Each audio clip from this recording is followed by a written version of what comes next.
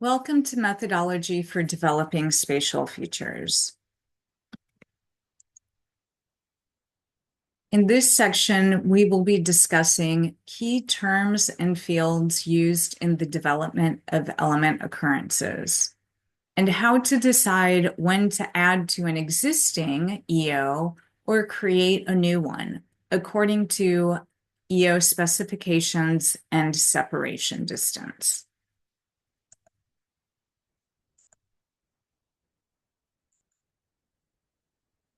So the element occurrence is a polygon, and it represents an area of land and/or water in which a species or natural community is or was present. It is based on an observation and is a known location. We do not base EOs on models or suitable habitats, only known locations. The EO should have the area should have practical conservation value for the element as evidenced by potential continued or historical presence and or regular recurrence at that given location. It is developed from one or more source features. It is developed for tracked elements, whether the EO track status is yes, tracked, P, partially tracked, or W, tracked on the watch list. And it is developed using standards defined within the element occurrence specifications, often referred to as the EO specs, and the EO rank specifications, or the EO rank specs, to ensure consistency across the range of the element. It takes into considerations taxonomic and classification standards, the minimum criteria for an EO, the rules for separating EOs, and criteria to rank the potential EO for the potential for the EO to persist if the current conditions remain. So, what does practical conservation value mean? It is actually defined for each element or element group within the EO specifications record within the minimum EO criteria field. So, for example, is a bald eagle fledgling, does it reflect practical conservation value? Yes, it does.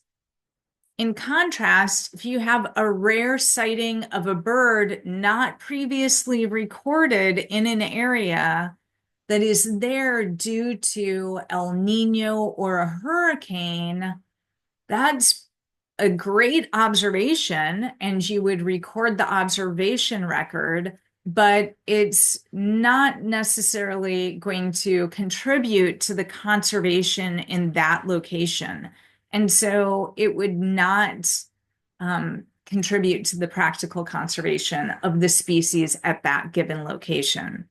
Or if you have a Bengal tiger in a local park, probably not. No, unless you're where Bengal tigers live. No, if you're in your local zoo, that Bengal tiger, neat observation, great to see, but no, it is not going to contribute to the continued recurrence of a Bengal tiger at that given location.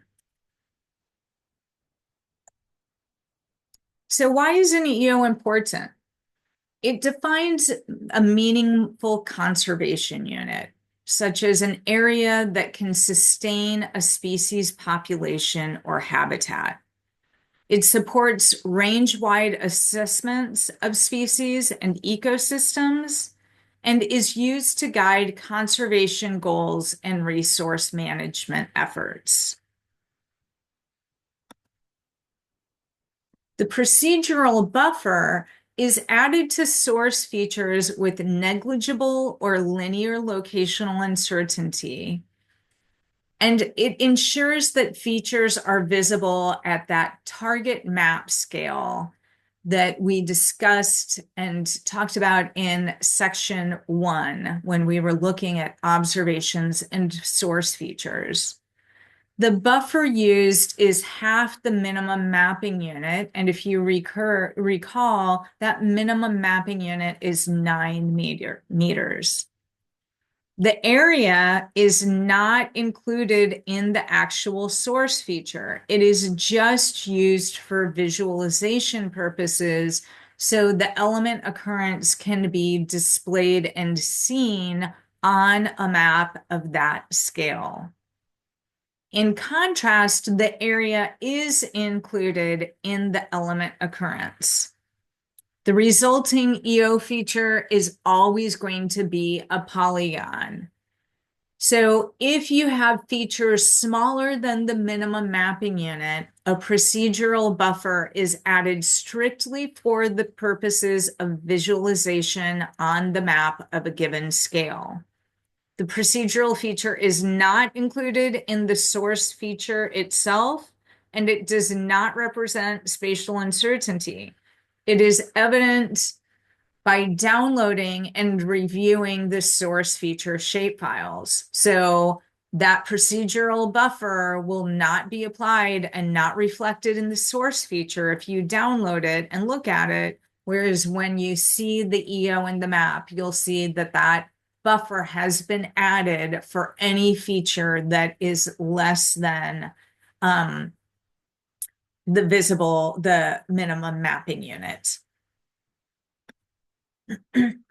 So if we look at that spatial feature diagram once again, and we reviewed this first portion within section 1 when we discussed observations and source features, here, only in the instances where the feature is smaller than that minimum mapping unit of 9 meters is the procedural buffer applied so that the resulting feature will be a polygon. And again, that is only applied for visibility purposes. Notice it's applied after the source feature, not to the source feature, so that it will be reflected in the element occurrence so that it's visible at the given scale. So how do we distinguish one EO from another? Within the element occurrence specification record, or the EO specs, we find guidance on how to define and delineate valid EOs. We define what evidence constitutes a valid EO by the minimum size, the quality, and persistence in the case of a species. And in the case of an ecological element, the minimum size is what is used to define the EO. We delineate and differentiate EOs according to separation distances.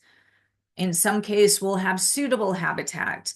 Other cases, we'll have unsuitable habitat, and there are also barriers. These are all defined within the EO specification record. And there may be other factors, such as the use of habitat or system characteristics. We can find this information on how to define that EO within the EO specification record. So here's an example of the EO specification record. Now we can see that this is an animal, and that's obvious because we have location use class defined.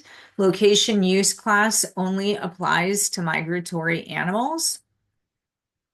We have information for the criteria.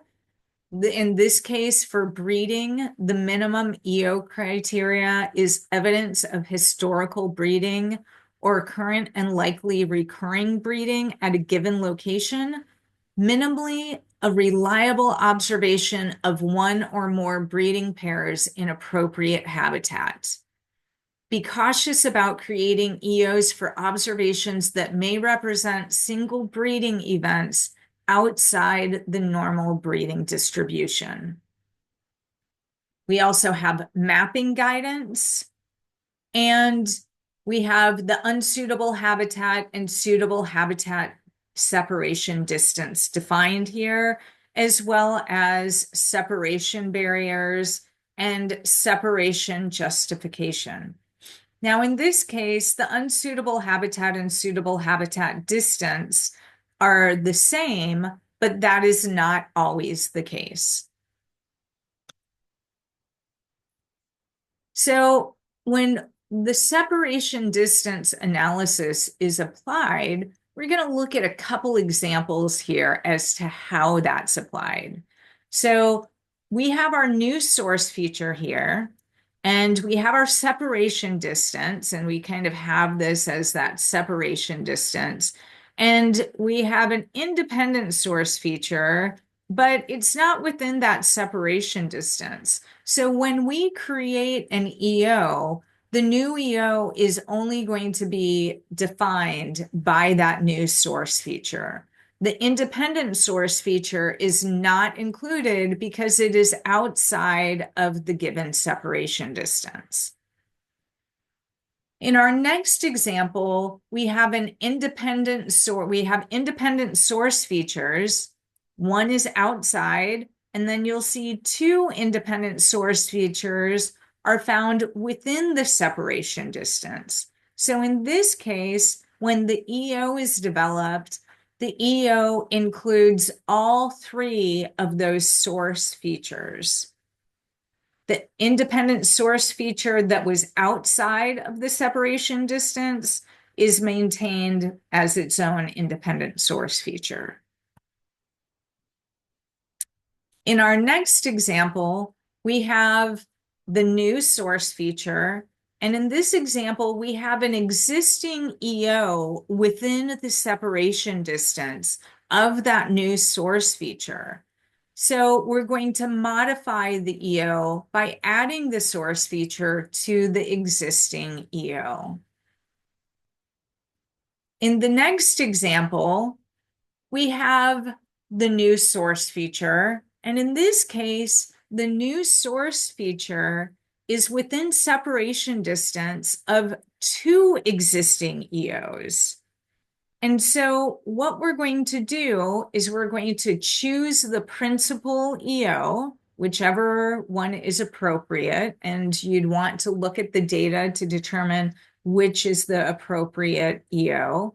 And that source feature is going to be added to the principal EO, and this other existing EO is going to be changed to a sub-EO.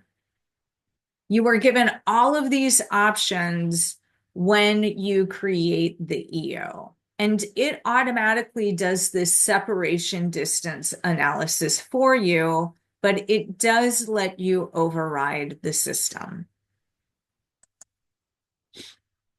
So in this case, we have our element occurrence. In this case, we have multiple observations of the piping plover recorded across Smithtown Bay.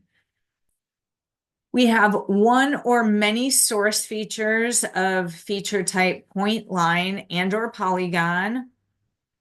And our separation distance, we're in suitable habitat. So we're using the suitable habitat separation distance of 5 kilometers. And the resulting feature is a polygon. The element occurrence is always a polygon.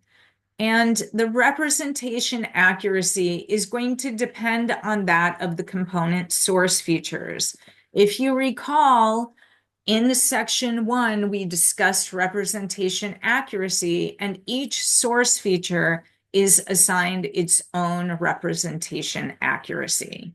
So the representation accuracy is going to be a reflection of the component source, the representation accuracy of each of those component source features.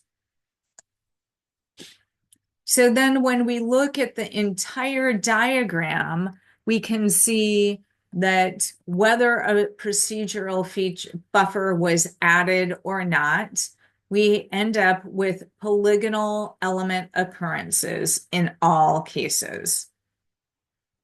because in all reality, it is an area that is being represented, and hence it is appropriately mapped as a polygon. So to learn more, there are a number of different options out there. We have the Element Occurrence Data Standard.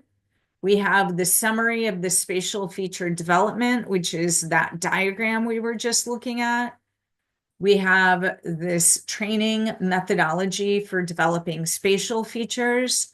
There are a number of other recorded training sessions, as well as the online help documentation, and of course, technical support. So let's see if we can look at each one of these.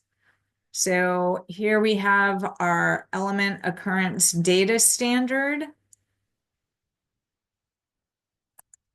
And if we go to the summary of the spatial feature development, like the data standard, it too is within the online help. You can find all of this within the methodology and guidelines section. There are a number of recorded training sessions, so we can go to those. Here are a number of training sessions. These can also be found within the online help. If we go to training, there are the training webinars listed here, as well as advanced editing, finding data, and a tutorial. So these are all different training webinars. And then there are some informational webinars as well. And then, of course, the online help documentation, everything that we've just been talking about can be found within the online help. And if you want to know where that online help can be found, you can access it through the footer of any Biotics page. So clicking the help documentation takes you to the online help, whereas clicking the contact support will take you to the help desk.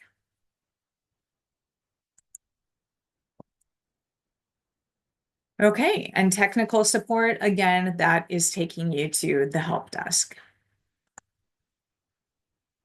And that is it for section 2, discussing element occurrences. Thank you for attending this presentation.